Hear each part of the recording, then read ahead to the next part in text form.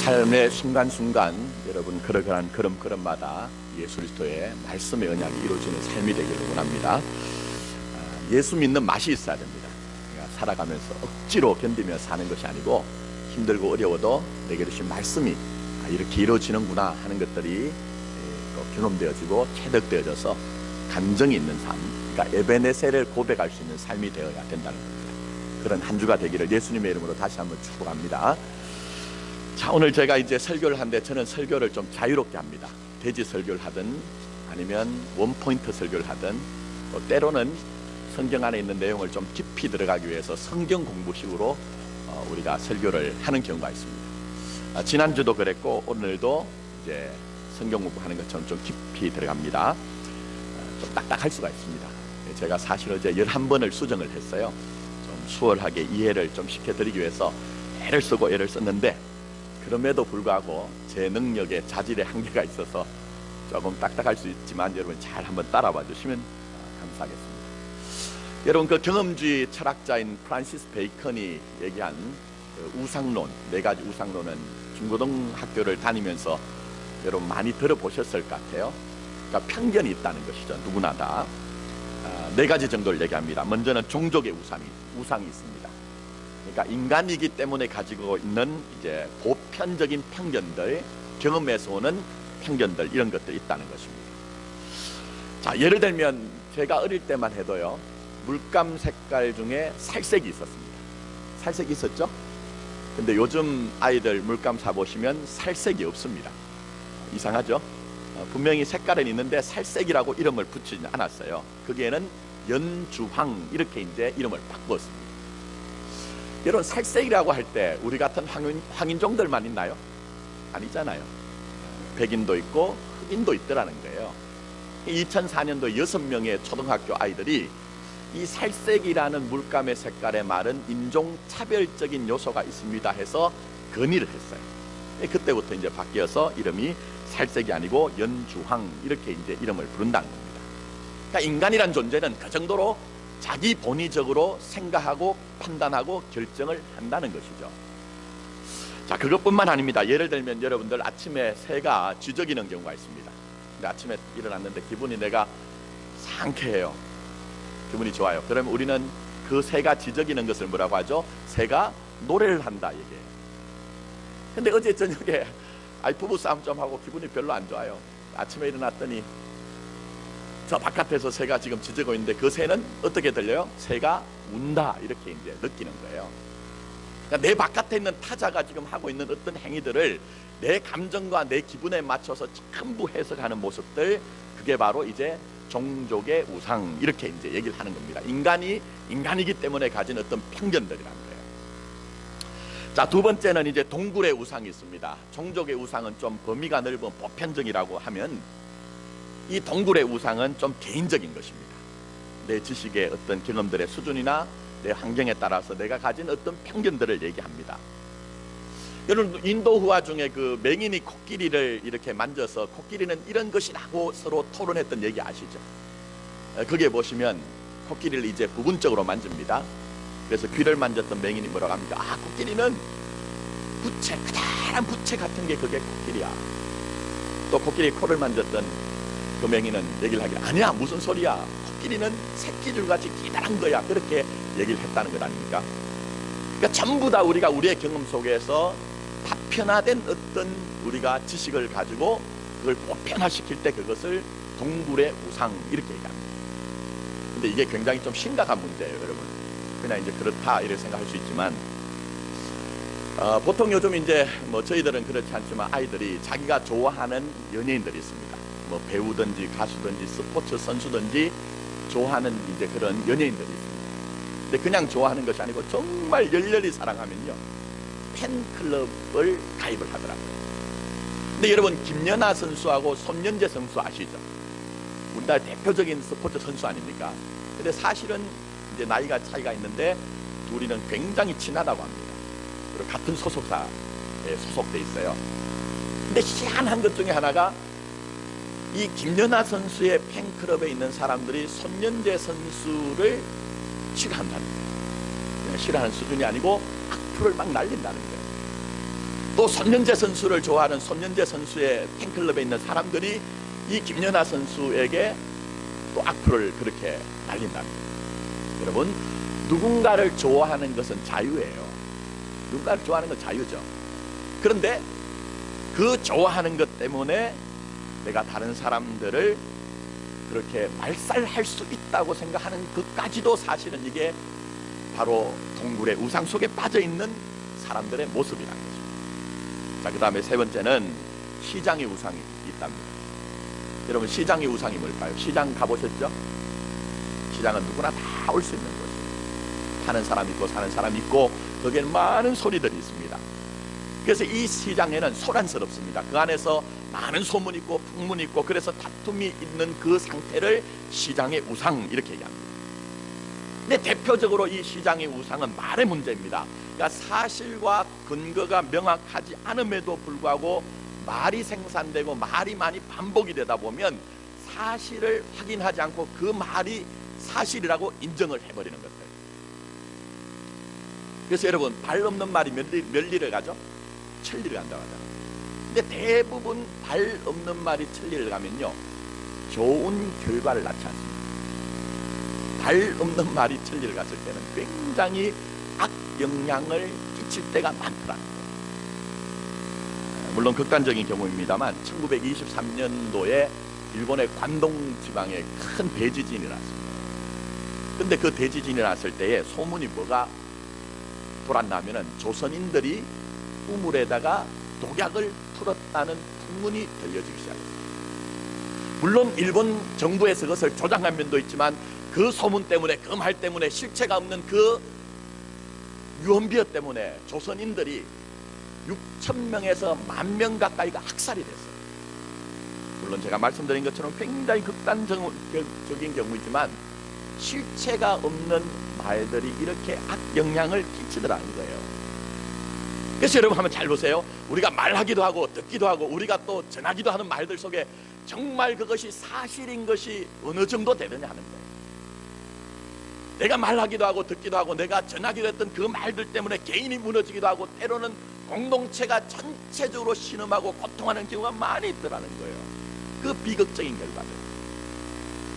그래서 야고보 사도는 우리에게 얘기합니다. 혀는 곧 불이요 불의의 세계라. 혀는 우리 지체 중에서 온 몸을 더럽히고 삶의 수레바퀴를 불사르나니 그 사라는 것이 지옥 불에서 나느니라 얘기했어요. 그래서 우리는 말을 할 때는 어떻게 해야 되죠? 신중하게 해야 되고, 들려지는 말들을 그냥 다 인정하는 것이 아니라 분별하며 들어야 되는 것입니다. 마지막으로 극장의 우상이 있답니다. 요즘 극장은 아니고 과거에 이제 극장이었죠. 과거의 극장에는 무대가 설치가 되고 거기에 이제 연기를 하는 배우들이 나와서 연극을 하기도 하고 또 뭐 오페라를 하기도 하고 그렇게 합니다.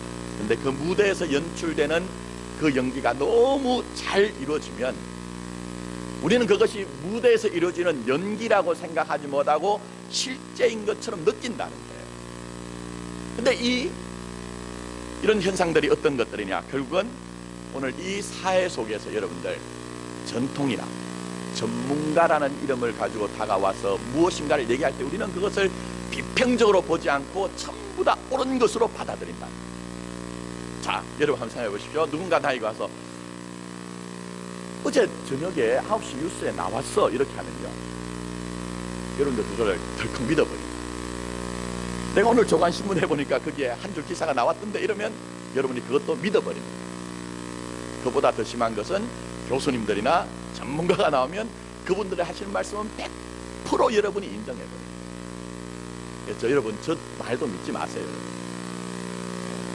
물론 꼬투리를 잡으라는 얘기가 아니라 제가 선포하는 말씀 속에 과연 진리가 있는가, 예수가 있는가, 십자가가 있는가를 살펴보라는 거예요. 근데 우리는 많은 경우에 이러한 누군가 전통가 누군가 전문가의 어떤 그런 식견을 가지고 다가올 때 우리는 그것을 받아들인다는 거예요. 자, 그렇게 보자면 이 프란시스 베이컨이 얘기한 우상론을 한번 잘 살펴보십시오. 우리 주위에 너무 가까이 있죠. 개인이든 집단적이든 우리는 우상 속에서 살아가고 있다는 거예요. 편견 속에 살아가고 있다는 거예요. 그러나 중요한 것은 성숙한 삶이 되기 위해서는 나와 우리 안에 지금 기동되어지고 있는 우상이 무엇인지를 알아차려야 됩니다.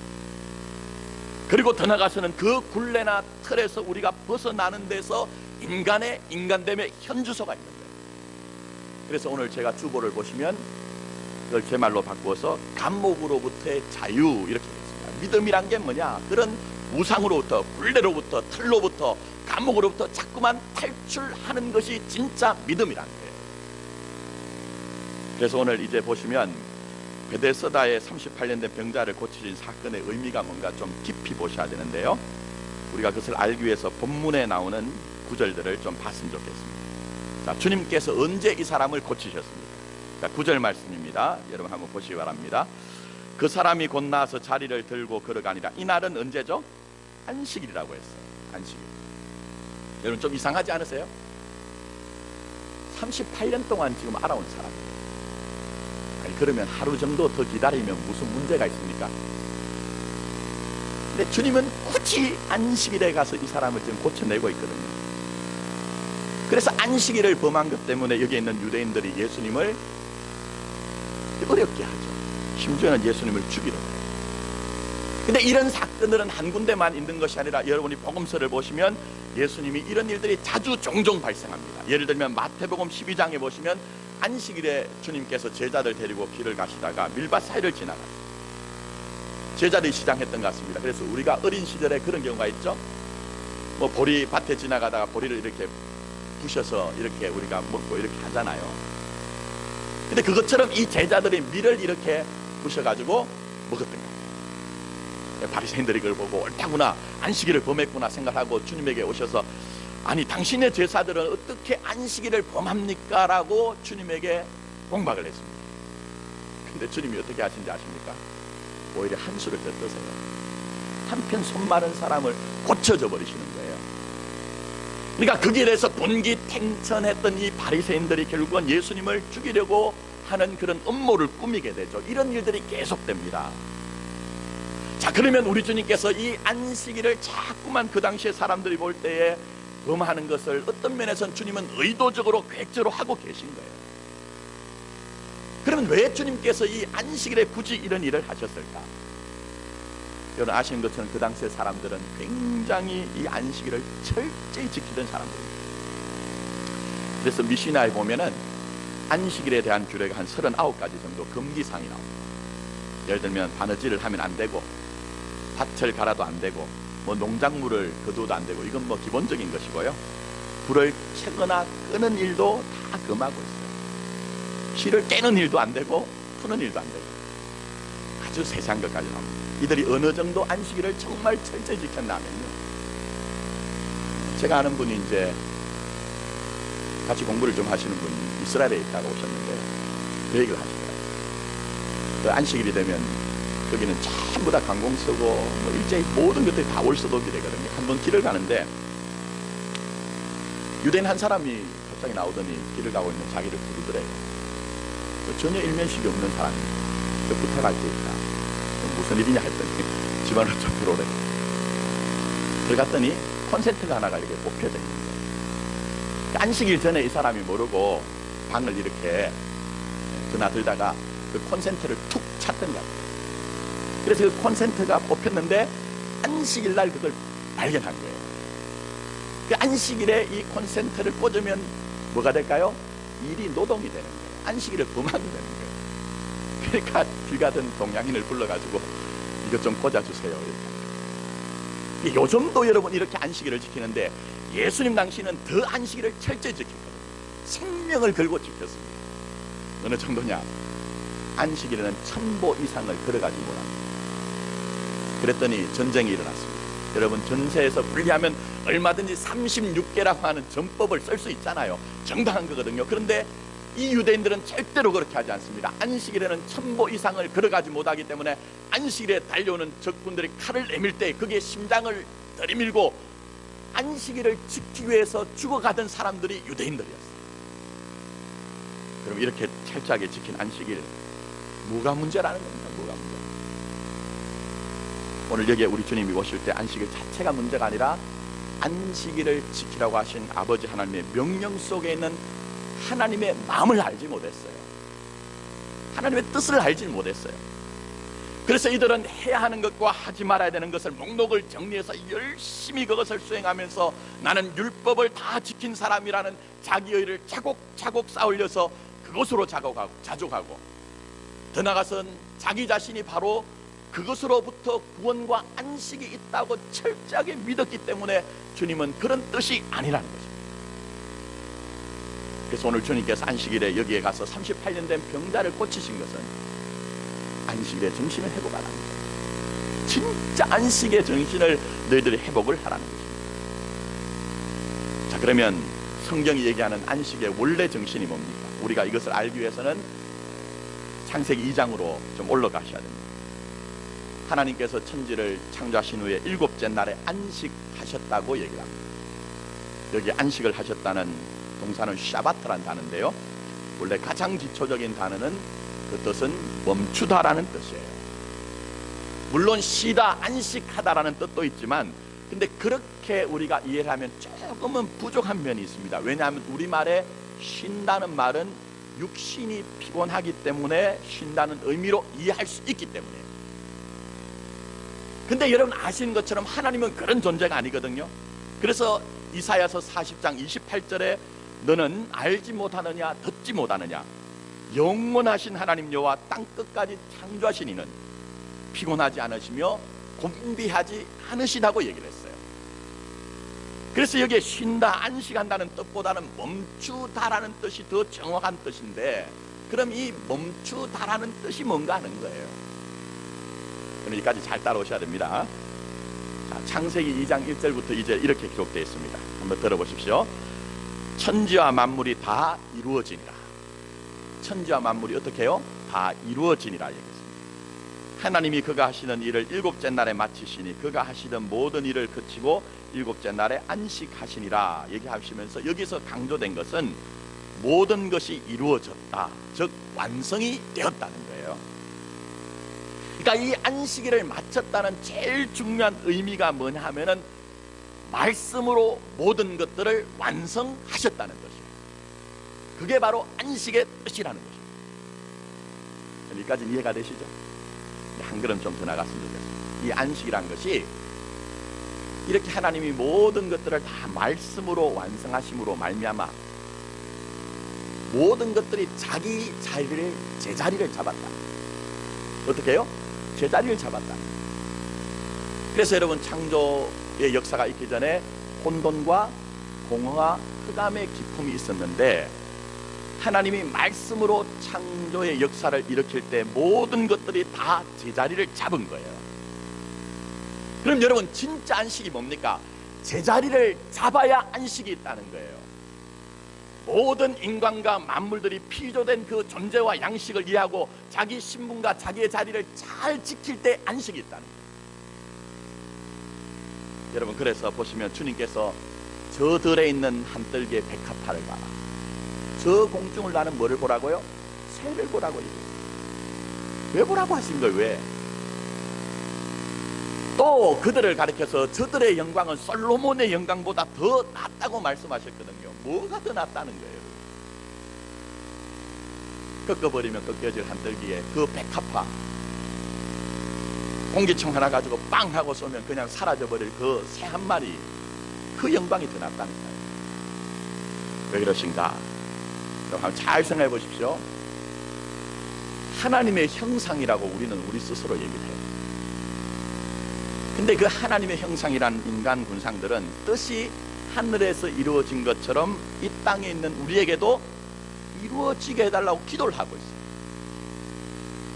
여러분 교회 나오는 사람들 치고 어느 한 사람이라도 하나님의 뜻을 무시하며 사는 사람은 아무도 없습니다. 나는 그 뜻 속에 내 인생이 발견되고 그 뜻을 이루기를 원합니다 하는 것이 표면적인 여러분의 전부 소원이고 기도예요. 근데 저는 썩지 않아요. 목회를 하다 보니까 제가 제 본심을 알고 성도들의 본심이 보여지는 것이 있어요. 그게 뭡니까?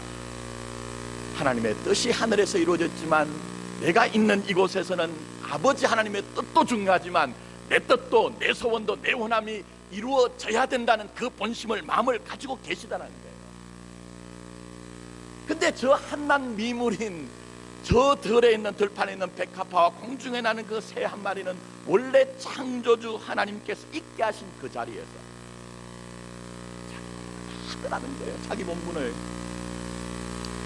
그래서 우리 주님께서는 이 백합화와 새로서 봐라, 저 백합화와 새들은 하나님께서 이루시고자 하는 그 뜻을 다 이루어냈지 않느냐. 그래서 저들의 영광은 솔로몬의 영광보다 더한 것이며 이것이 안식이라고 우리에게 지금 말씀하고 계십니다.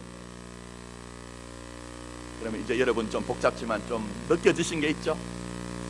왜 주님께서 굳이 안식일을 택하셨는가? 마음엔 편한 소리 나지만 너희들이 가진 지금 그 안식은 진짜 안식이 아니라는 거예요. 너희들이 지금 따라가고 있고 너희들이 추구하는 그 안식은 진짜 안식이 아니다. 내가 이 38년 된 병자를 고치는 것으로 진짜 안식이 무엇인지를 알려줄 테니 그 진짜 안식으로 나오라고 지금 주님께서 우리에게 말씀하고 계시는 것입니다. 제가 이미 지난주에 이 베데스다 목가에 있는 병자들을 살펴드렸습니다. 자, 38년 된 병자뿐만 아니라 맹인도, 다리 저는 사람도, 혈기 마른 사람도, 자기 스스로 달려갈 수 있는 사람은 아무도 없어요.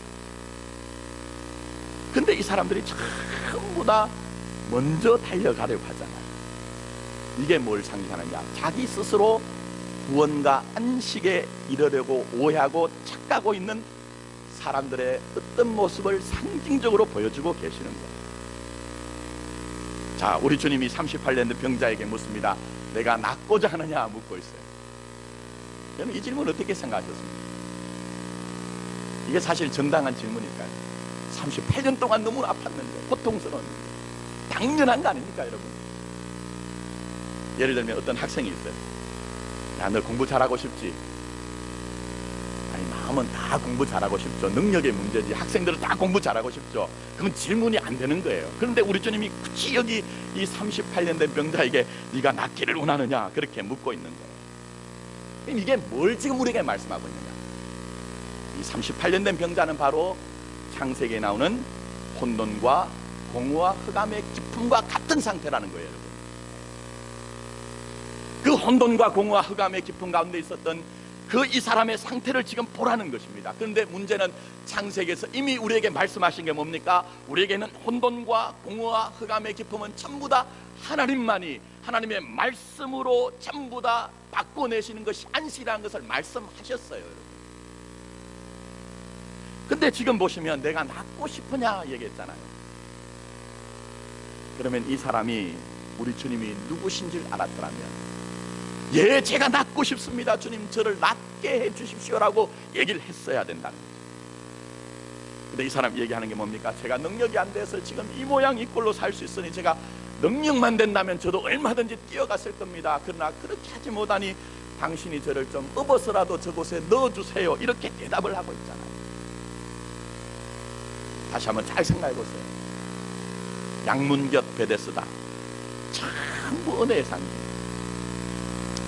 그 은혜의 상징은 결국 혼돈과 공허 흑암의 깊음을 말씀으로 안식을 주시는 분이 주님이신데,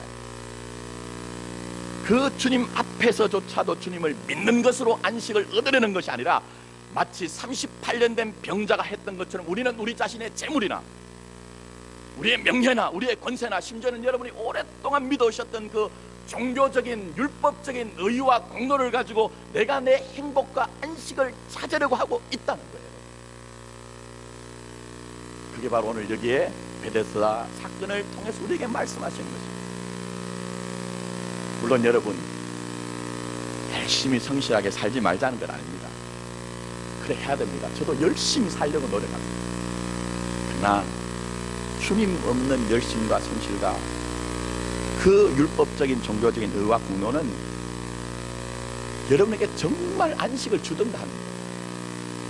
정말 여러분에게 쉼을 주고 정말 세상이 알 수도 없고 줄 수도 없다고 하신 그 평안을 누리는 삶을 살고 있더냐 하는 거예요. 여러분, 자문자답하시면서 진짜 우리가 우리의 영적 실존을 보면 정말 피곤하잖아요. 우리가 여전히 우리가 목마른 인생을 살잖아요. 왜 그럴까요? 바로 우리에게 진짜 안식은 주님이라는 것을 알지 못하고 자꾸만 다른 것들을 끌어당겨서 내 안식의 문제를 해결하는 우리의 모습이 여기 있기 때문입니다. 자, 그래서 17절 말씀 한번 보십시오. 주님이 우리에게 뭐라고 하시는지. 자, 17절입니다. 자, 딱딱하고 여러분 견디기 힘들지만 한번 따라와 보세요. 자, 17절 읽어드립니다. 예수께서 그들에게 이르시되 내 아버지께서 이제까지 뭘 하신다고요? 일하시니 나도 일한다. 그렇게 얘기했어요. 하나님이 하시는 일이 뭐죠? 혼돈과 공허와 흑암의 기쁨을 진짜 안식으로 바꾸어내시는 일을 하신다는 거예요. 근데 우리 주님도 이 38년 된 병자를 고치시고 치유하심으로 말미암아 나도 너희들에게 진짜 안식을 줄 것이야, 내가 안식이야 라고 주님이 지금 말씀하고 계신 거예요. 이 정도는 여러분 이제 정리가 되셨으면, 그러면 이제 우리 어떻게 해야 되는 거예요? 90년의 역사를 가진 우리 마포교회와 여러분의 평생 동안 믿어오신 여러분은 지금 이 안식이라고 하는 자기 자신이 내가 안식이야 라고 말씀하시는 주님 앞에 무엇을 해야 하느냐 하는 거예요. 오늘 말씀을 여러분 보시면 한 장 뒤에 벳세다 광야에서 주님께서 오병이어의 기적을 일으키십니다. 근데 그때 그 떡을 먹었던 사람들이 주님을 끝까지 쫓아와서 주님에게 이런 얘기를 하십니다. 6장 26절 보시면 이렇게 이 사람들이 얘기합니다. 우리가 어떻게 하여야 하나님의 일을 하오리까? 얼마나 거룩하고 하나님의 나라의 기여와 공헌을 하고자 하는 이 마음이 얼마나 가려갑니까 여러분? 우리도 하나님의 나라의 일을 하고 싶어요. 우리도 교회를 정말 뭔가 공헌하고 싶어요 하는 그런 마음이 우리에게 똑같이 있잖아요. 그런데 주님이 뭐라고 하십니까? 그 일에 대해서 이렇게 말씀하세요. 얘들아, 하나님의 보내신 자를 믿는 것이 하나님의 일이야. 하나님의 보내신 자를 믿는 것이 하나님의 일이라고 얘기합니다. 일을 먼저 하려고 하지 말고 예수를 제대로 믿으라는 거예요. 온전히 믿으라는 거예요. 안식을 주시는 그 주님만을 본체적으로 믿는 믿음을 가져야 된다는 거예요. 여러분, 무슨 의미인지 아시겠습니까? 여러분? 그래서 여러분, 마르다가 주님을 영접하면서 얼마나 기뻤던지 당장 부엌으로 달려가서 있는 재료 없는 재료 다 끄집어내어서 맛있는 음식을 만드느라고, 우리말로 하면 된장국도 푹툭푹툭 끓이고 조기도 굽고 한우를 가지고 와가지고 불고기도 하고 있는데 주님이 마르다에게 뭐라고 했습니까? 마르다에게 뭐라고 하신 거예요? 야, 너 정성이 가득하다. 내가 전에도 한번 먹어봤더니 너 손맛이 괜찮더라. 이런 얘기 절대로 하시지 않았어요. 그렇게 주님 앞에 공헌하고 싶은 이 마르다에게 주님이 말씀하십니다. 내가 많은 일로 염려하고 많은 일로 근심하나 몇 가지만 하든지 혹은 한 가지만으로 족하니라. 그렇게 얘기를 하고 있어요. 근데 그 다음에 아주 중요한 얘기를 하세요. 마리아는 이 좋은 편을 택하였으니 빼앗기지 아니하리라. 마리아가 좋은 편을 택했대요. 마리아가 택한 편이 어디입니까? 예수님 앞자리잖아요.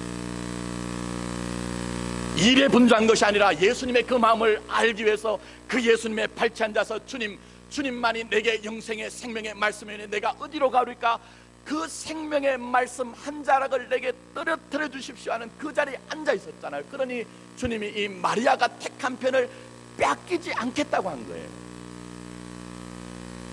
그럼 여러분 보십시오.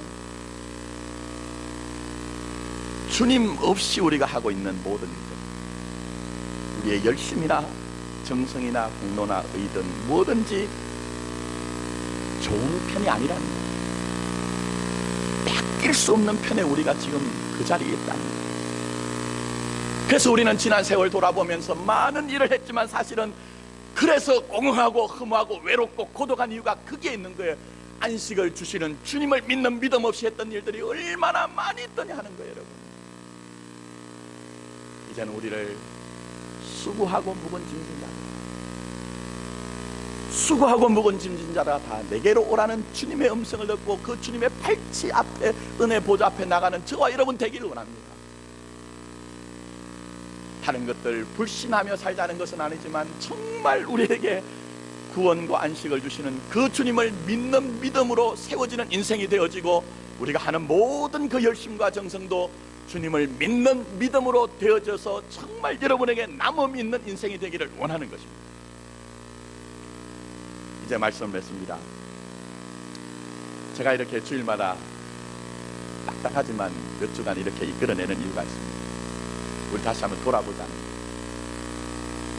우리 자신이 어떤 면에서는 38년 된 병자처럼 그렇게 열심히 달려왔는데, 그래서 뭔가를 성취하려고 했는데 지금 우리에게 남은 것이 뭐냐.